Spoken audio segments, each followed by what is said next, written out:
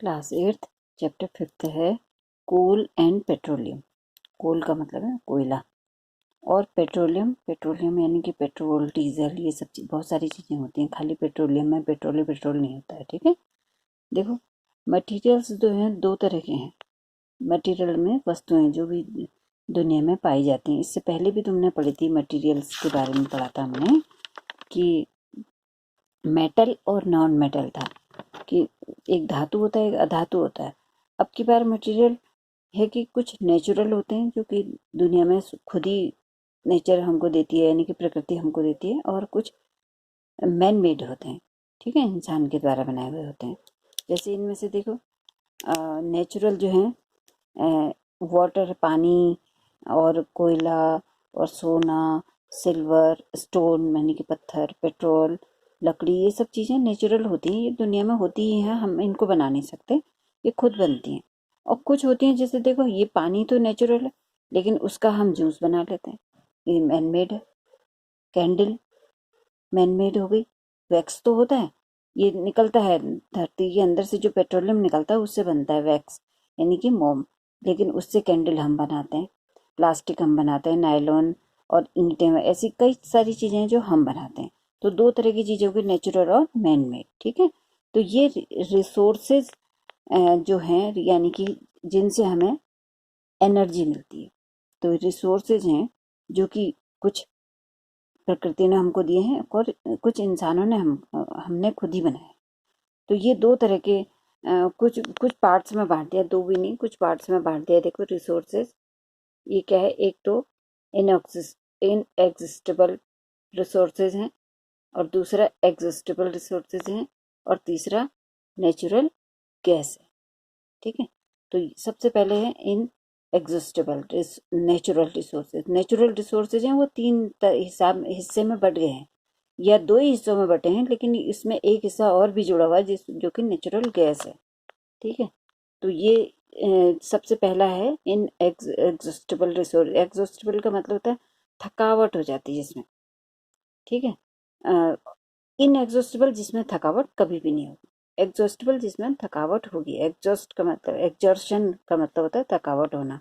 जैसे हम बीमार हो जाते हैं या फिर बहुत सारा काम करते हैं तो हम थक जाते हैं ना, तो ये एग्जर्शन होता है, या उसी से एग्जॉर्सिबल नेचुरल रिसोर्स, एग्जर्सिबल शब्द भी बना हुआ है उससे। ठीक है, तो इनएग्जर्सिबल का मतलब है जो कि कभी नहीं थकते, या रीरेन्यूएबल रिसोर्सेज। रीरेन्यूएबल का मतलब होता है कि उनको दोबारा दोबारा नए नए बनते रहते हैं। जैसे कि हवा है, हवा जो है कभी भी इस धरती पे खत्म नहीं हो सकती। एयर हो सकती है, कभी नहीं हो सकती। और सनलाइट है, जब तक कि हमारी गैलेक्सी रहेगी तब तक सनलाइट हमको मिलती रहेगी। ठीक है, इसमें लाखों करोड़ों साल लगते हैं इस गैलेक्सी को या हमारे सोलर सिस्टम को ख़त्म होने में, इसलिए सनलाइट हमेशा रहेगी हम कह सकते हैं। तो सनलाइट से हम सोलर पावर प्लांट बनाते हैं और सोलर पावर प्लांट से हम बहुत सारी चीज़ें आजकल चल रही हैं, जैसे कि तुमने कई जगह देखा होगा उससे लाइटें जलती हैं। अपने गांव में भी देखा होगा तुमने कि उससे लाइट जल रही हैं। सोलर पैनल होता है, सोलर पैनल के नीचे लाइट लगी होती है। वो जब दिन भर वो सोलर पैनल जो है वो धूप से एनर्जी लेते रहते हैं और रात में लाइट जलती रहती है।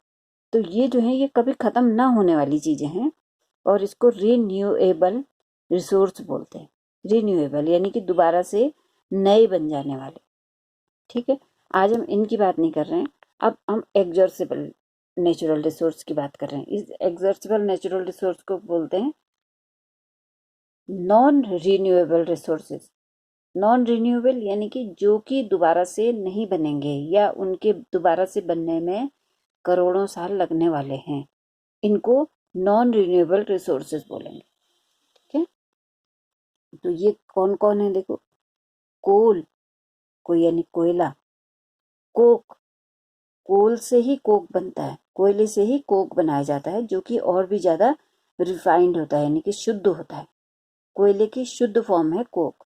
और कोल से कोक बनने के बीच में कोल गैस बनती है, ये भी बिल्कुल शुद्ध गैस है। लेकिन शुद्ध का मतलब है कि इससे पॉल्यूशन जरा कम होता है। और इन्हीं से बना हुआ एक चीज़ है कोल तार, जिसमें कि बहुत सारी चीज़ें कई सारे चीजें मिली हुई हैं। तो ये कोयले से बनी हुई चीजें हैं, कोल, कोक, कोलतार और कोल गैस। ठीक है, कोल से कोक बनने के बीच में कोल गैस बनती है। तो ये सब चीजें कोयले से बनी हुई हैं, कोल। ठीक है, इसके बाद दूसरा चीज है, कोल के अलावा दूसरा है पेट्रोलियम। पेट्रोलियम ये जो है ये जमीन से निकाला जाता है। अब ये जमीन के अंदर होता है और खासकर ऐसी जगहों पर